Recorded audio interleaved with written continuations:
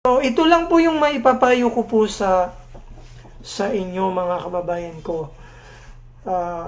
Lalong-lalo na po doon sa mga first-timer na gustong mag-apply, a-apply pa lang, naghahanap po ng agency. So, yung payo ko lang sa inyo, as inyong lingkod, kasi po ako ay matagal na din po sa recruitment. Nagsimula po ako nagtrabaho sa recruitment industry since 2008. So, 2008 until now po. So, ang akin lang maibibigay na tips sa mga first-timer, lalong-lalo na po yung walang idea sa roles ng ating DMW. Lalong-lalo na po yung nandoon po sa Bukidnon, yung sa mga malalayong barangay. So, ang akin lang pong ibibigay po sa inyo na tips as advice, as brother, pagka kayo po ay nag-apply ng abroad, lalong-lalo na po sa domestic helper, first, ang inyong gagawin, huwag ho kayong mag-apply sa mga illegal recruiter. Yung mga pumupunta po sa bahay ninyo, nag-house to house, na kayo po ay nire-recruit. At minsan nga ho, yung mga illegal recruiter na yan, kayo po ay aalokin, bibigyan ho kayo ng cash. Minsan nga, bibigyan pa po kayo ng isang sakong bigas para lang po kayo maingganyo na mag-apply sa kanila. So, ang first thing na gagawin po ninyo is, kapag ka may nagre-recruit sa'yo, lalong-lalo na po ngayon, uso sa social media. So, sa Facebook. So, ang aking advice po sa mga first-timer na gusto mag-apply, kahit sa abroad nga, naluloko pa ngayon eh. Una po, titignan nyo po, i-research nyo muna yung recruiter na yan, yung nagre-recruit sa inyo. Tanungin nyo kung siya ba ay licensed, siya ba ay may authority sa DMW to recruit. So, kapag wala ho siyang maipakitang lisensya, bakit po kayo mag-a-apply? Tapos, isa din po, pwede po ninyong hingian ng valid ID. Ipotocopy lang or picturean nyo sa inyong cellphone. Hingiin nyo sa kanya na pwede ba kung i-recruit nyo ako, gusto ko po legit, so pwede ba akong humingi sa inyo ng valid ID para aking i-verify sa ating DMW kung ikaw ba ay may authorized to recruit. So kapag si recruiter po ay nagbigay ng valid ID, ng photocopy niya, sigurado ako na legit po yan. Dahil hindi po siya natakot na magbigay ng ID niya kahit sa picture lang. Then, i-verify nyo po yon sa DMW, sa Department of Migrant Workers. Dito po sa Cagayan de Oro, mayroon po tayong DMW office. So, pwede nyo pong i-verify. Ngayon, kung kayo po ay nasa malayo, halimbawa nandun po kayo sa isang munisipyo, sa Bukidnon, o kahit saan sa Misamis Oriental, pwede po kayong mag-verify sa inyong Public Employment Service Office, PESO. So, lahat po ng mga munisipyo ay mayroong nakatalagang PESO manager, Public Employment po. Lahat ng LGU po mayroon. So, pwede nyo pong dalhin doon yung ID ng recruiter na yan. Tapos, sabihin nyo sa PESO manager kung pwede i-verify niya kung ito ba ay legit at may authority to recruit. Ngayon, kapag kasi recruiter na yan ay walang ibinigay sa iyo na ID, so ibig sabihin, siya po ay illegal. Kasi yung mga illegal po, hindi po yan magbibigay ng details sa kanilang personal na detalye. Kasi bakit? Kasi pwede po silang ma-search, pwede po silang malaman ng DMW, madali po silang matunton ng taga DMW kapag sila po ay nagbigay ng valid ID. Okay, ngayon, please, sa mga first-timer, lalong-lalo na po sa mga remote area, huwag ho kayong magpapadala nabibigyan lang ho kayo ng pera ng isang illegal recruiter, a-apply na kayo. Please, isipin nyo po, yung buhay nyo isa lang. Nakasalalay po ang inyong kaligtasan kapag kayo po ay nag-abroad. Kaya, ang inyong iisipin po ay yung kaligtasan. Dahil kayo po ay pag nag-abroad, 2 taon po kayo sa ibang bansa magsasakripisyo para magtrabaho. O ngayon, ang problema dyan, nag-apply ka na nga, nag-abroad ka, doon ka pa sa illegal recruiter nag-apply. So karamihan na illegal recruiter, alam nyo kung anong ginagawa nila. Nagre-recruit po sila. Yung tinatarget po nilang i-recruit yung mga first-timer. So nagre-recruit sila through social media, then doon sa mga malalayong lugar, i-recruit nila yung first-timer. Then, ang masakla pa dito, ikaw na aplikante, dadalhin po kayo sa Manila. So, doon po kayo i-apply sa agency sa Manila. So, galing sa bahay mo, papuntang Manila, kayo po ay illegal na ni-recruit ng isang recruiter. Bakit? Matatawag lang po yung ikaw applicant, matatawag lang po kayo na kayo po ay legal na ni-recruit ng isang recruiter kapag kayo po ay ni-recruit sa munisipyo, nag-conduct si recruiter ng Special Recruitment Activity, SRA. So, doon po kayo nag-apply sa munisipyo nila, then nag-apply po kayo. After that, natapos na po yung iyong papilis, yung requirements mo ngayon, dinala na po kayo, pina-flight na po kayo papuntang Manila. So, yun po ay legal, legit din po yun. Dahil kayo po ay ni-recruit with SRE authority, ibinigay po yung SRE authority ng DMW. So, legal po yun. Ngayon, kapag ka po kayo ay ni-recruit lang, na dinala lang po kayo sa Manila, kahit wala pa kayong documents, doon lang kayo ipapassport, illegal po yun. Hindi po ligtas yung inyong pag-a-apply. So, yan po yung nakita ko. Kaya ngayon, kaninang umaga, marami po akong nakita sa Facebook page ko, sa Facebook ko, yung mga aplikante ngayon, ilan yung nakita ko kaninang umaga na humihingi ng tulong, gusto nang umuwi. Sila po ay OFW na nandun sa Saudi ngayon. So, hindi nila kaya dahil first timer po sila. Then, siguro po sila ay na-recruit ng mga illegal recruiter. Galing po sila ng probinsya, then dinala po sila sa Manila. So, yun po. Kaya, wag ho kayong magpapadala sa pera. Huwag ho kayong magpapadala na bigyan lang po kayo ng pera. O binilan ka lang ng Jollibee, binigyan ka lang ng 1,000. A-apply ka na sa kanya. Ngayon, sunod-sunuran ka na sa recruiter. Bawal po yun. Buhay mo ang nakataya dyan, mga madam.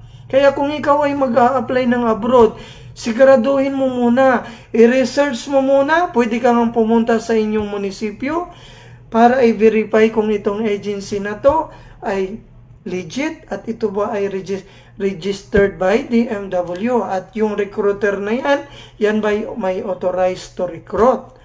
Ngayon, kung hindi po yan license at hindi po yan yung agency na yan, ang ginagawa po ng mga illegal recruiter, mga madam, kayo po ay ibibenta doon sa Manila agency. Hahanapan po kayo ng agency doon. So, marami pong agency na applyan, pwede nyong applyan. Bakit? Kasi nga, kayo po ay babayaran ng agency at yung ibabayad sa inyo ay mapupunta doon sa illegal recruiter. 'Di ba? So, si illegal recruiter po ay nagkaroon ng pera. Binigyan lang ho kayo ng 2,000, ng 5,000. Ayun, i-deploy na po kayo sa Saudi. Then, after ng pag-deploy nyo ng Saudi, nagkaroon na po kayo ng problema. Ngayon, ang tanong, Yan bang recruiter na yan na nag-recruit sa'yo? Yan ba yung makakatulong sa'yo kapag nagka-problema ka sa Saudi? Yun po ang tanong. So karamihan na illegal recruiter, pag ikaw ay na-recruit na at na-deploy na ka ng Saudi, mawawala ka na hindi na po sila magko-communicate sa inyo. Yung dating friend mo siya sa Facebook, pagka kayo ay na-deploy na sa Saudi, iba-block na po kayo. Hindi nyo na yun makikita si illegal recruiter sa Facebook niya. Hindi nyo na mahagilap. Bakit? Kasi tapos na po ang kanyang obligasyon. Nakuha niya na yung pera niya sa agency, then wala na siyang pakialam sa'yo. Kung ano man ang mangyari sa'yo, wala na pong pakialam si illegal recruiter. Si agency na yung bahala sa'yo. Ngayon, ang masaklap dyan, yung agency mo ay nandoon sa Manila.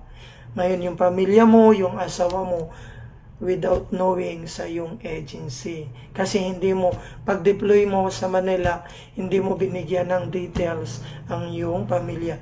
Kung sino, anong agency ang nag-deploy sa'yo. So yun po, kaya po, until now, hindi po nawawala yung problema. Yung mga OFW natin sa abroad, madami pa ring problem. Ngayon, yung masakit lang sa amin, sa akin, tayo po ay nagtatrabaho ng maayos. Nagde-deploy po tayo, nagpa-process po tayo ng maayos sa mga kababayan natin. Ngayon, pag may problema sa ibang bansa, pag nag-post yung isang OFW ng problema niya, pagpipiestahan ng mga netizen. Ngayon, magba-viral. Ngayon, ang sasabihin doon sa mga comment sa post, agency. So, ang dami pong agency dito po sa Pilipinas. So, kami po, pag sinabi mong agency, damay na po kami dyan. Kahit anong gawin naming linis ng trabaho namin, kahit anong gawin naming ayusin namin yung aming trabaho, alagaan namin yung mga OFW namin sa abroad, protektahan namin kung may concern sila, ayusin namin ng agad-agad. Pero kapag ka may problema yung isang OFW sa abroad, tapos ang i-mention lang doon sa post is agency, damay po kami lahat. Masakit po yung damdamin namin dyan. Masakit yung loob namin dahil kapag agency nation, lahat ng agency po damay.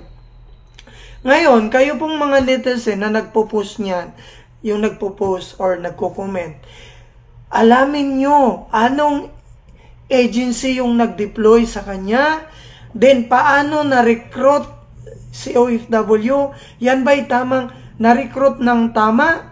Hindi ba yan ni-recruit ni illegal recruiter? Bininta doon sa Manila, tapos ni-recruit sa Saudi? So dapat yun yung alamin nyo.